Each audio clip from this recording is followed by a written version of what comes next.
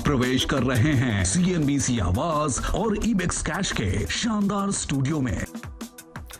नमस्कार, CNBC आवाज और इबेक्स कैश के स्टूडियो से आप देख रहे हैं कंज्यूमर अड्डा और आपके साथ मैं हूं विपिन भट्ट। और आज हम बात करेंगे कि घर खरीदार और उनके अधिकार किस तरीके से बढ़ गए। जी हां, घर खरीदार सुप्रीम कोर्ट के फैसले ने अब कुछ शीशे की तरह यहां पर घर खरीदार के लिए साफ कर दिया है। सुप्रीम कोर्ट ने दो टूक कहा है कि प्रोजेक्ट के फंसने पर घर खरीदारों को पैसे पहले मिलने चाहिए। उनका कहना है कि अगर बैंक ने प्रोजेक्ट का सिक्योर्ड पोजीशन ले लिया है तब रेरा के तहत कार्रवाई हो सकती है। राजस्थान में एक मामले में सुप्रीम कोर्ट ने यह फैसला सुनाया है। साथ ही कोर्ट ने केंद्र सरकार से यह कहा है कि वो उन्हें बताए कि राज्यों ने रेरा को लेकर एक समान कानून बनाए हैं या नहीं।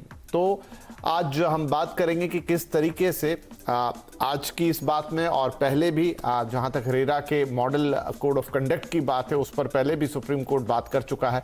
क्या कुछ निकल कर आया और चर्चा करने के लिए हमने बुलाए हैं कुछ खास मेहमान। मेरे साथ कार्यक्रम में शामिल हो रहे हैं जीसस लॉ के मैनेजिंग पार्टनर सुनील त्यागी साहब, लाइसेंस फॉरास के MD पंकज कपूर साहब और रेरा एक्सपर्ट वेंकट राव जी। आप सभी का बहुत बहुत स्वागत है।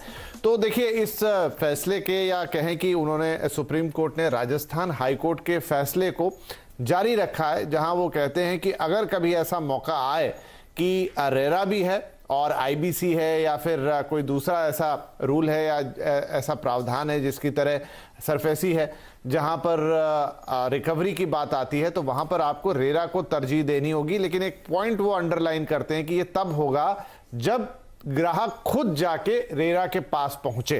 तो ये एक बड़ा कदम है सुप्रीम कोर्ट का, बड़ा एक ऑब्जर्वेशन भी रहा और बड़ा जजमेंट भी रहा। इसको वेंकट साहब, आप कैसे देखते हैं? जिस रेरा की हम बात करते हैं हमेशा, क्या ये रेरा को मजबूत बनाने के लिए एक और कदम है और ये बहुत बड़ी बात होगी कि अब बैंक्स की लाइन से पहले घर खरीदार को पैसे मिल जाएंगे?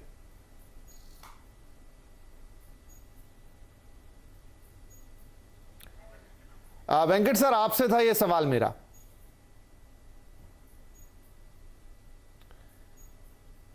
शायद राव साहब के पास हमारी आवाज नहीं गई है। तो पंकज साहब, इस फैसले को कैसे देख रहे हैं आप? घर खरीदार इससे बहुत मजबूत होता नजर आएगा क्योंकि एक कन्फ्लिक्ट था। IBC में भी पहले संशोधन किया गया था जहां पर यह था कि पहले तो घर खरीदार शामिल ही नहीं थे, लेकिन फिर उनको लिस्ट ऑफ क्रेडिटर्स में डाला, लेकिन वो क्रम में काफी नीचे थे। पहले बैंक्स आ रहे थे, फिर दूसरे फाइनेंशियल इंस्टीट्यूट थे, तब कहीं जाकर बात घर खरीदार पे आ रही थी। लेकिन यहां साफ है कि अब सबसे पहला हक अगर इन केस ऑफ ऑक्शन होता है तो घर खरीदार का होगा उसमें।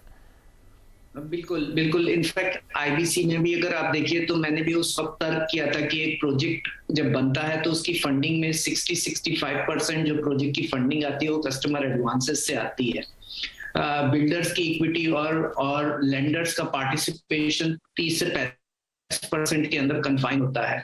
तो आप कंज्यूमर को जो है फर्स्ट राइट क्यों नहीं देते और उसको इंक्लूड नहीं करते? और आई थिंक जो अभी सुप्रीम कोर्ट का जजमेंट आया है जिसमें रेरा के अंडर उसको इंपावर किया है। नहीं तो अगर आप देखिए तो लेंडर एक प्रमोटर को लेंड करता है और अगर प्रमोटर डिफॉल्ट करता है तो कंज्यूमर जो हेल्पलेस है उसको पेनलाइज क्यों किया जाए? आई थिंक ये एक लैंडमार्क जजमेंट है और इसने कंज्यूमर को बहुत अच्छा इंपावर किया और ये एक डिफरेंशिएट करता है एक सप्लायर और कंज्यूमर के लिए। एक बिल्डर और एक लेंडर एक्चुअली एक तरीके से प्रोजेक्ट के सप्लायर हैं और एक कंज्यूमर उसका कंज्यूम करने वाला है और वो अपनी पूरे जीवन की संचित की हुई पूंजी को लगाता है। और अगर किसी भी कारण से अगर एक डिफॉल्ट प्रमोटर के थ्रू आता है जो बियॉन्ड एक कंज्यूमर के कंट्रोल के है, वो अपना घर उसको खोना नहीं चाहिए क्योंकि once in a life time purchase होता है।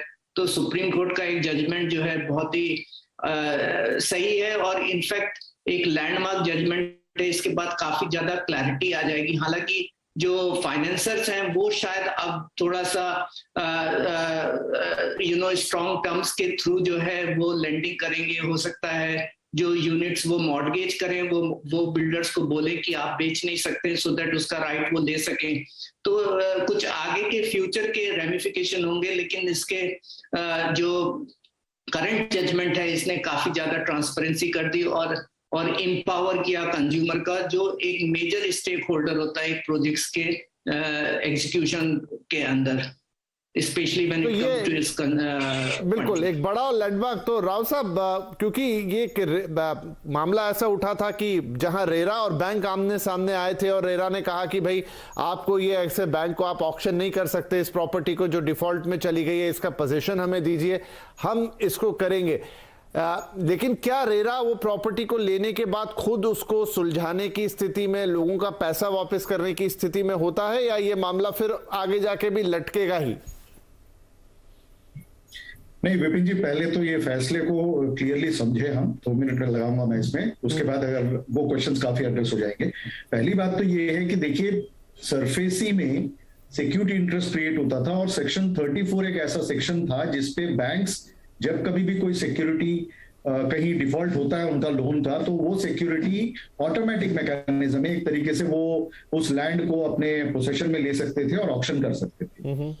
जो ये फैसला आया भी है वो राजस्थान रेरा के अथॉरिटी के एक फैसले के ऊपर, जो यूनियन बैंक सुप्रीम कोर्ट गया है एसएलपी में, उसके तहत आया है।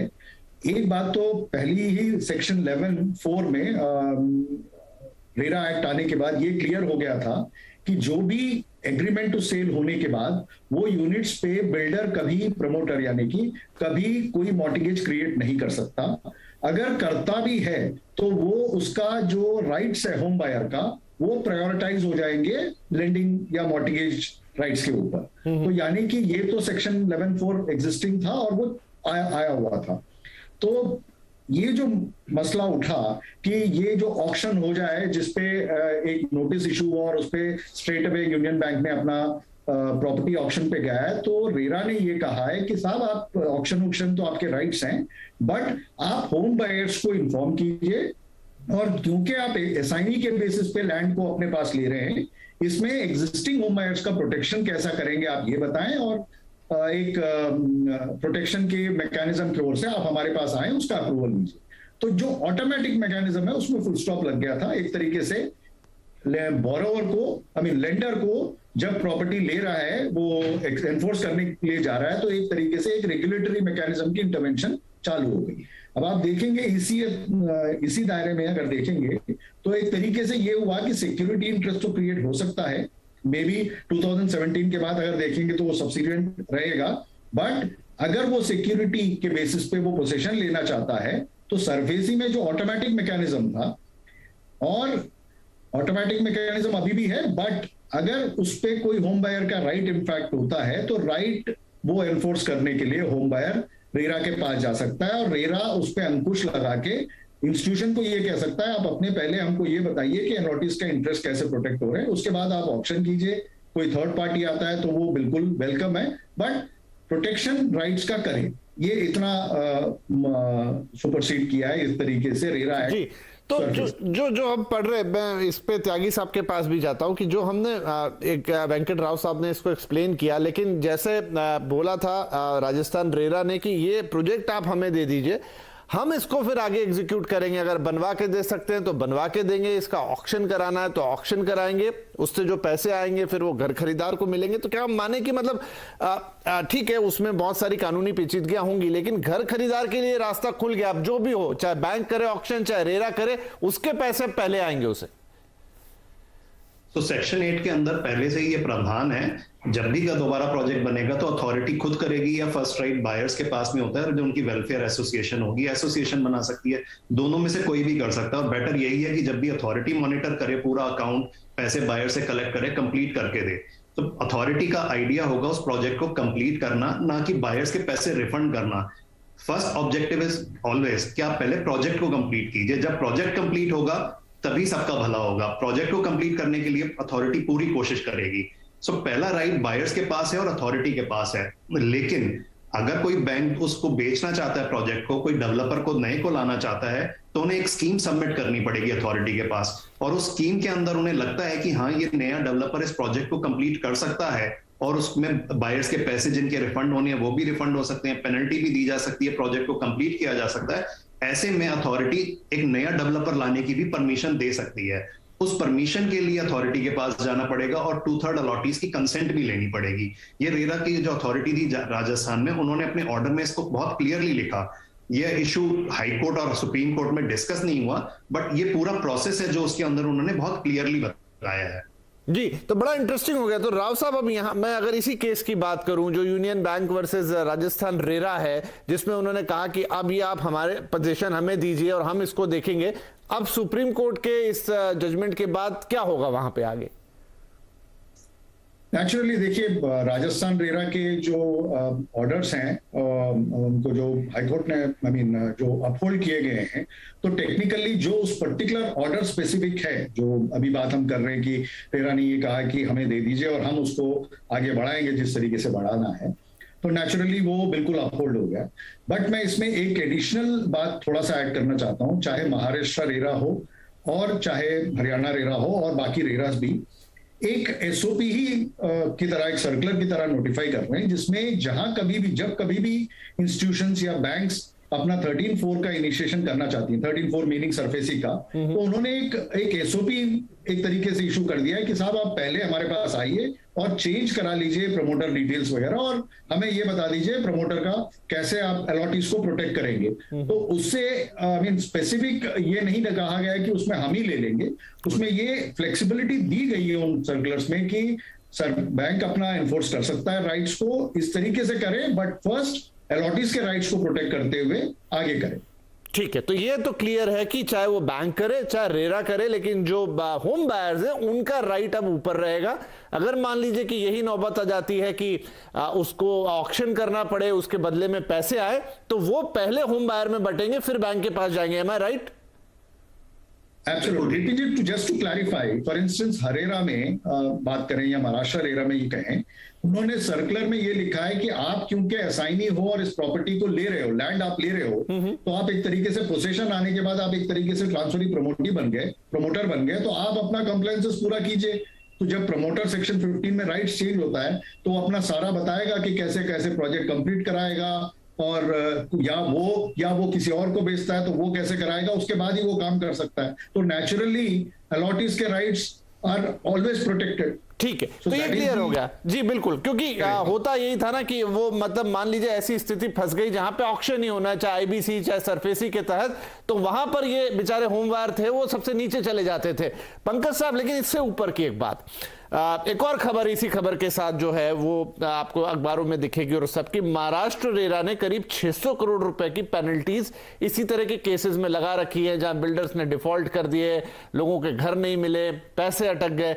लेकिन बहुत ये सब चीजें 2-3 साल हो गए हैं, अभी तक एग्जीक्यूशन में नहीं है। मतलब हमने यहां तो हम बात कर लेते हैं बैठकर, लेकिन जो एंड रिजल्ट होना चाहिए कि होम बायर को या तो घर मिल जाए या फिर उसके पैसे मिल जाए, वो सिर्फ ऑर्डर्स में ही रह जाता है। इनफैक्ट अगर आप देख लीजिए, जब रेरा आया तब से काफी चीजें इंप्रूव तो जरूर हुई हैं, और इतना बड़ा मैकेनिज्म है और इतना आयाम है रियल एस्टेट का, तो सारी चीजें एक प्रोसेस में आकर के स्ट्रीमलाइन होकर के उसके रिजल्ट्स दिखने में थोड़ा वक्त लगेगा। लेकिन महाराष्ट्र ने एक काम अच्छा किया, स्पेशली कंप्लेंट्स और उसके रेड्रेसल्स के पॉइंट ऑफ व्यू से। एटलीस्ट इतने ऑर्डर हो गए और इतनी पेनल्टी रिसीव हो गई। और दूसरे स्टेट्स के रेरा में अभी आपको उस लेवल तक नहीं दिखता है, but it's work in progress. And जैसे जैसे समय गुजरता रहेगा वैसे वैसे इसमें क्लैरिटी आएगी। जैसे आज के ही एक केस ऐसा आ गया है जिसके अंदर जिस हिसाब से विनायक जी बता रहे थे कि एक एसओपी सेटअप हो गई, जिसके आगे की जो प्रक्रिया है अब ज्यादा स्मूथ हो जाएगी गोइंग फॉरवर्ड। सो मेरे हिसाब से आपको आगे जाते हुए इम्प्रूवमेंट और दिखाई देगा। मैं एग्री करता हूं, अभी तक वो सब कुछ नहीं देखने को मिला जो हम देखना चाहते थे, और उसका कारण भी है क्योंकि टोटल प्रोसेस और ये सब्जेक्ट बहुत ही कॉम्प्लेक्स है और मल्टीपल पार्टी का इन्वॉल्वमेंट रहता है, सेवरल लेवल पे लिटिगेशंस होते हैं, कई लोगों के राइट्स होते हैं, तो पूरा रिजोल्यूशंस आने में वक्त जरूर लग जाता है, लेकिन इट्स वर्क इन प्रोग्रेस। नहीं, सही बात है। और देखिए धीरे धीरे इंप्रूव कर रही है चीजें और देश के जो कोर्ट्स हैं वो भी इसका ध्यान रख रहे हैं। मसलन इन खबरों के साथ एक खबर और वो ये है कि जो एक पब्लिक लिटिगेशन लगा हुआ है सुप्रीम कोर्ट में, जिसमें उन्होंने थोड़े वक्त पहले भी पूछा था, केंद्र सरकार से भी जवाब मांगे थे कि जो रेरा है वो सब राज्यों में एक जैसा क्यों नहीं है, और खास तौर पर जो मॉडल एग्रीमेंट है, जो सेल डीड एग्रीमेंट होता है, उसमें इतने डिफरेंसेस क्यों हैं कि केंद्र ने अलग बनाया, एक राज्य का अलग, दूसरे का अलग, कहीं बिल्डर हावी है तो कहीं कंज्यूमर का मामला वीक पड़ रहा है। उस पर उन्होंने फिर से बात की है, तो ये चीज भी बहुत मायने रखती है। एक छोटा ब्रेक ले रहे हैं यहाँ पे, ब्रेक के बाद वो चीज भी उठाएंगे कि आपको पूरे देश में एक जैसा रेरा कानून, इनफैक्ट उन्होंने कहा है कि वो लिस्ट लेकर आइए कि किस राज्य का अलग जा रहा है आपके मॉडल कानून से और किस राज्य में वो कितना पावरफुल। एक छोटा ब्रेक के बाद हमारे एक्सपर्ट से इस चीज पर भी राय लेंगे।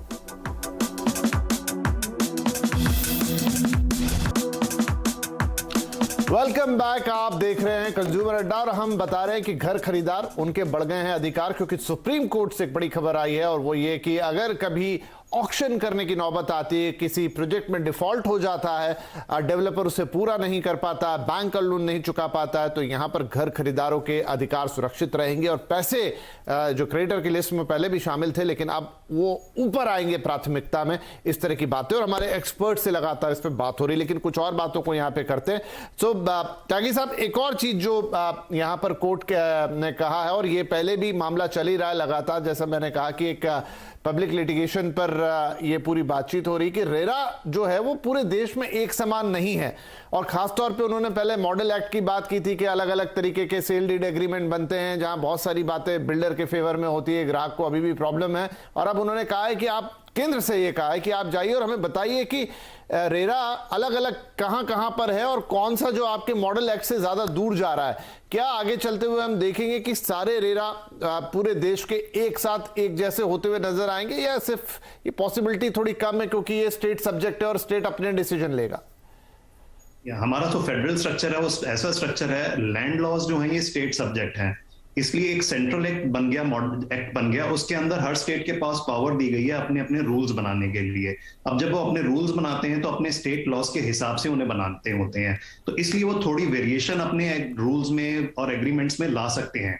लेकिन एट द सेम टाइम ये हमको ध्यान रखना है कि जो एक सेंट्रल एक्ट बना है उसमें जो भी प्रावधान है उनसे कोई कॉन्ट्राडिक्शन नहीं होनी चाहिए, उनके अगेंस्ट नहीं जाना है। अब जैसे कि मॉडल एग्रीमेंट टू सेल हर स्टेट ने अपने अपने बनाए, तो थोड़े बहुत चेंजेस हैं। किसी स्टेट के अंदर ऑक्यूपेंसी सर्टिफिकेट होता है, किसी में कंप्लीशन होता है, किसी में दोनों होते हैं। नोएडा के अंदर लीज रेंटल होते हैं जो नोएडा अथॉरिटी को पेबल है। हरियाणा में आप जाएंगे तो ईडीसी आईडीसी पेबल है। तो इन चीजों से रिलेटेड जो इश्यूज हैं, थोड़े से चेंजेस उनको अपने एग्रीमेंट टू सेल में करने पड़ेंगे, लेकिन जो ब्रॉडर चीजें हैं, जो फंडामेंटल चीजें हैं जो सेंट्रल एक्ट में दी गई हैं, वो वैसी की वैसी ही रहनी चाहिए, उनमें कोई चेंज नहीं करना चाहिए स्टेट्स को। जो स्पिरिट है एक्ट की उसको बिल्कुल नहीं छेड़ना चाहिए हमें। कई स्टेट्स ने अपने रूल्स के अंदर ये लिया है कि अभी जब सेंट्रल एक्ट आया तो ये हुआ 1 मई 2017 को, जिन का कंप्लीशन सर्टिफिकेट नहीं आया जिन प्रोजेक्ट्स का, वो ऑनगोइंग प्रोजेक्ट्स माने जाएंगे और कवर होंगे। लेकिन कुछ स्टेट्स ने जब अपने रूल्स बनाए उनमें चेंजेस कर दिए कि आपने अगर किसी बिल्डर ने सीसी अप्लाई कर दिया है तो वो ऑनगोइंग प्रोजेक्ट्स नहीं माने जाएंगे, या जिसके 6 महीने में आ जाएंगे। तो इस तरह के चेंजेस जो होते हैं वो स्पिरिट से जो है सेंट्रल एक्ट की, उससे चेंजेस ला रहे हैं। तो इस तरह की चीजों को लेके जब सुप्रीम कोर्ट में डिस्कशन होगी, हम मेरे विचार से इनको वो एक्सेप्ट नहीं करेंगे। सो ब्रॉडरली जो सेंट्रल एक्ट का स्पिरिट है हमें उसको फॉलो करना है, उसमें से चेंजेस नहीं ला सकते। थोड़े बहुत जो कस्टमाइजेशन है वो बिल्कुल अलाउड है और वो होने भी चाहिए। तो वेंकट साहब, जब सुप्रीम कोर्ट ये कहता है कि हम आपको ये नहीं बताएंगे कि आपको इसके अंदर क्या लिखना है, क्या रूल्स एंड रेगुलेशन, लेकिन हम चाहते हैं कि जो भी हो वो पूरे देश में एक समान हो, ऐसा ना हो कि कर्नाटक वाले को लगे कि मेरे साथ गलत हुआ या महाराष्ट्र वाले को लगे कि यहां बेहतर है। आप इस बात से कितने सहमत है? क्या बहुत ज्यादा डिस्क्रिपेंसीज हैं स्टेट टू स्टेट जब बात आती है कंज्यूमर के हिसाब से वो मॉडल एक्ट होने की? विपिन जी, हाँ है। अभी अपने मेरे से पहले के स्पीकर भी क्लियरली बता रहे थे, काफी रूल्स में अभी देखिए इस बार का जो प्रोसीडिंग्स रही है उसमें खास कहा गया है कि रूल्स जो है काफी वेरिएंस रही हैं, हर एक स्टेट के अपने अपने रूल्स हैं। यस, बिल्कुल ठीक बात है, स्टेट सब्जेक्ट है, रेगुलेटरी अप्रूवल्स अपने अपने हिसाब से आते हैं, वेरिएंसेस हैं अप्रूवल्स के प्रोसेसेस में भी। और इवन ड्यूज, स्टैट्यूटरी ड्यूज को लेकर भी, तो वो कैप्चर जरूर होना चाहिए। लेकिन उसका ये मतलब नहीं है कि आप बिल्कुल ही जो बेसिक लॉ है उसको डाइल्यूट कर दें और उसको तोड़ मरोड़ के इशू को सामने रखें और यूज करें। स्टेट को इतनी लिबर्टी सेंट्रल एक्ट के साथ होने के बाद नहीं रहनी चाहिए। तो नेचुरली जो रूल्स भी हैं वो सब्सिडियंट है, वो डेलीगेटेड रेजोल्यूशन लेजिस्लेशंस में माना जाता है, तो मेन एक्ट के ऊपर नहीं हो सकते रूल्स। तो इस तरीके की भी कोशिश की गई है कि थोड़ा मेन एक्ट को भी मैं कहूँ थोड़ा डिविएट हुआ है। तो मेरे ख्याल से ये एक एफर्ट है, एक मॉडिफाइड एक मॉडल अक्रॉस द कंट्री रहे और एग्रीमेंट भी हो, रूल्स भी हो, एक कंसिस्टेंसी लाया जाए। यस, स्टेट वाइज थोड़ा बहुत डिफरेंसेस हो सकते हैं, only specific to the regulations, I mean local laws, but not to the spirit of the law. Right. तो Pankaj ji, last comment quickly कि ये हम एक पॉजिटिव लाइट में देखें कि इस समय जो देश का सुप्रीम कोर्ट है या अलग अलग दूसरे कोर्ट्स भी जो अपनी बात कर रहे हैं, तो वो समझ रहे हैं कि ये घर खरीदार के लिए एक बड़ा कानून बना और इसको और एम्पावर करने का काम भी देश के जुडिशियल सिस्टम का है, इसलिए वो भी फैसले उस हिसाब से दे रहे हैं या उनके ऑब्जर्वेशन दे रहे हैं कि आप चीजों को स्ट्रीमलाइन कीजिए, आप एम्पावर कीजिए रेरा को। या एक ये आज ही का डिसीजन जिसपे हम डिस्कस कर रहे थे कि अगर आप नौबत आती है तो घर खरीदार को भी लाइन ऑफ क्रेडिटर्स में ऊपर रखा जाए, चाहे उसे घर मिले चाहे पैसे मिले। तो ये सारी चीजें दिखाती हैं कि शायद बाकी सिस्टम भी रेरा को थोड़ा और मजबूत करना चाहता है। तो राइट नाउ ना सही, लेकिन आने वाले वक्त में हमको ये एक बेहतर सिस्टम नजर आएगा। बिल्कुल बिल्कुल, डायरेक्शनली ये पॉजिटिव डायरेक्शन में ही जा रहा है और सुप्रीम कोर्ट का इंटरवेंशन उसी डायरेक्शन में है। अगर आप देख लीजिए तो वेस्ट बंगाल ने रेरा का को इम्प्लीमेंट ही बहुत बेसिकली अब जाकर के वो हीरा उन्होंने इम्प्लीमेंट किया था, रेरा को इम्प्लीमेंट भी नहीं किया था, और सुप्रीम कोर्ट के इंटरवेंशंस के बाद अब ये काम होना चालू हुआ है। इसी तरीके से जैसे बात हुई थी, अलग अलग स्टेट्स ने अलग अलग रूल्स बनाए based on the land or and the DCR prevailing on उन स्टेट्स का, लेकिन कुछ एक जगह जो मुझे दिख रहा है और यहाँ पे इम्प्रूवमेंट होने की जरूरत है, वो ट्रांसपेरेंसी जो आती थी रेरा की वजह से। काफी सारे स्टेट्स हैं जिन्होंने सारी जो डिस्क्लोजर्स थे जो अंडर रेरा वो उन्होंने नहीं दिए। कई सारे स्टेट्स हैं जहाँ पे सोल्ड आउट यूनिट्स की डिटेल नहीं होती है, लिमिटेड इंफॉर्मेशन जो है वो आ रही हैं। तो एक अगर यूनिफाइड डेटाबेस बन जाए, एक यूनिफाइड स्ट्रक्चर हो जाए जिसके थ्रू जो जितना डिस्क्लोजर मैंडेटेड है रेरा के अंदर वो सारे स्टेट को इम्प्लीमेंट करें। ये आपका बहुत वैलिड पॉइंट है पंकज जी, और मुझे याद पड़ता है कि जब आप भी थे, राव साहब भी बैठे थे, कुछ शोज में त्यागी जी भी आए थे, जब रेरा इंप्लीमेंट होने जा रहा था देश के अंदर, तो डिस्क्लोजर पे हमने कई बार बातचीत की बहुत गहरे में, और ये बिल्कुल सही है कि वो डिस्क्लोजर का जो लेवल होना चाहिए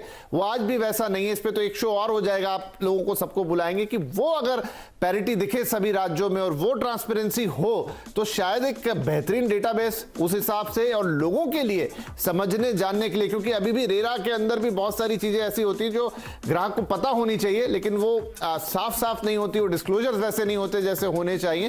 तो I think over the time इस पे भी काम होना चाहिए। डेफिनेटली किसी दिन हम तीनों फिर से बैठते हैं और इस पर भी एक बातचीत करते हैं कि रेरा को इस एंड पर कैसे मजबूत बनाया जाए जब इतनी चीजें और हो रही हैं। फिलहाल आज के लिए क्योंकि समय समाप्त हो रहा, आप तीनों ही मेहमानों का बहुत शुक्रिया और बड़ा ही वैलिड आज का डिस्कशन था, बहुत इंपॉर्टेंट पॉइंट था जो निकल कर आया और मुझे लगता है कि इससे घर खरीदारों के हाथ काफी मजबूत होने जा रहे हैं। थैंक यू, नमस्कार।